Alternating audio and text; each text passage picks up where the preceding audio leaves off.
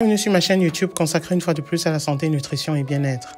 On pense qu'il est apparu de manière sauvage sur la côte ouest de l'Inde, la côte de Malabar, il y a plus de 4000 ans.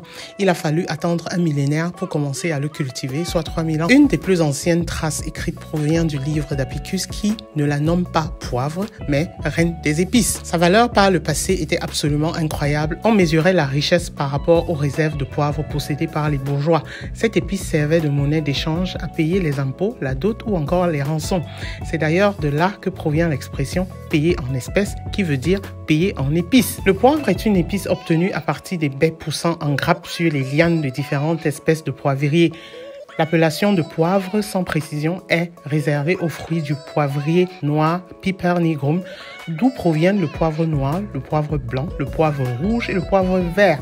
La couleur du poivre dépend du stade de sa récolte et de sa préparation. Le poivre vert est obtenu par conservation de baies immatures en saumure. Moins piquant que le poivre noir, il est en revanche beaucoup plus fruité. Le poivre noir est fabriqué à partir des baies presque à maturité puis fermentées et séchées. C'est le poivre le plus piquant. Le poivre rouge est fait de baies arrivées à maturité. Il a un goût piquant et intense avec un parfum caramélisé. Le poivre blanc, par contre, est un mélange de baies rouges et noires débarrassées de leurs enveloppes ou péricarpes. C'est le poivre le moins puissant, très apprécié en cuisine pour sa subtilité. Le poivre noir est le fruit du Piper nigrum, plante originaire d'Inde. Ces fruits sont récoltés encore verts et non mûrs. Ils sont bouillis et mis à sécher durant une dizaine de jours.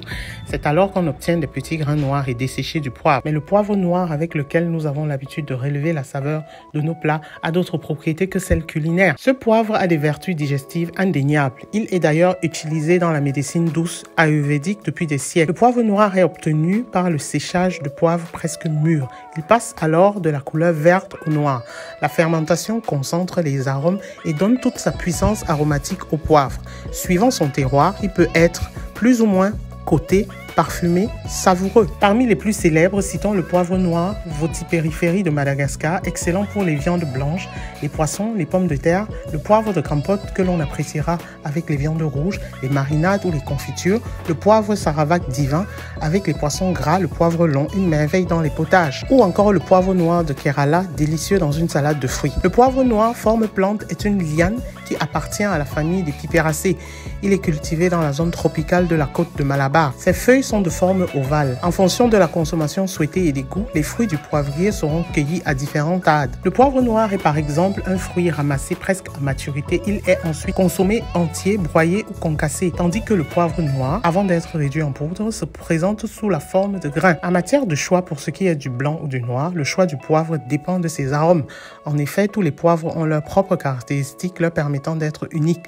Le poivre blanc est récolté à maturité. Dès leur récolte, les baies sont de couleur rouge. Elles sont ensuite trempées afin de les débarrasser de leur péricarpe. Les grains sont ensuite séchés. De son côté, le poivre noir est aussi séché, mais avec son péricarpe. Qu'en est-il du poivre gris? Le poivre gris est en réalité le concassage du poivre noir. Proposé sous forme de poudre, le poivre gris perd vite son goût épicé pour laisser place à sa saveur piquante. Si vous souhaitez un poivre au goût prononcé, mieux vaut se tourner vers le poivre noir. Pour ce qui est de ses bienfaits sur la santé, le poivre contient de la pipérine qui aide à la digestion et à l'assimilation des nutriments par l'organisme. Il agit aussi contre certains troubles de l'intestin. Cette épice est également un antioxydant naturel de notre alimentation. Il intervient en régulant le taux de cholestérol et contribue donc à prévenir certaines maladies. Très utilisé en cuisine, il a également de nombreux bienfaits. En effet, il facilite notamment la digestion et diminue les flatulences. Contre certains troubles digestifs, ce poivre permet de soulager les douleurs abdominales, constipation, diarrhée ou encore les vomissements. Il a des propriétés antibactériennes qui de leur côté sont efficaces pour lutter contre certaines bactéries. Concernant les traitements de l'asthme, du cancer du sein et même en suivant un régime alimentaire, la pipérine présente dans le poivre noir est notamment efficace pour traiter la toux et pour dégager un nez bouché. Ceci est dû à ses vertus antibactériennes et décongestionnantes. Il aura également une action contre le vitiligo, une maladie qui se manifeste par une extrême dépigmentation de la peau. Autre bienfait de ce poivre est qu'il aiderait à lutter contre les radicaux libres et serait bénéfique pour purifier le corps. Au cours du traitement d'asthme, cette variété de poivre aidera à soulager les symptômes liés à cette maladie. Certaines études affirment que cette épice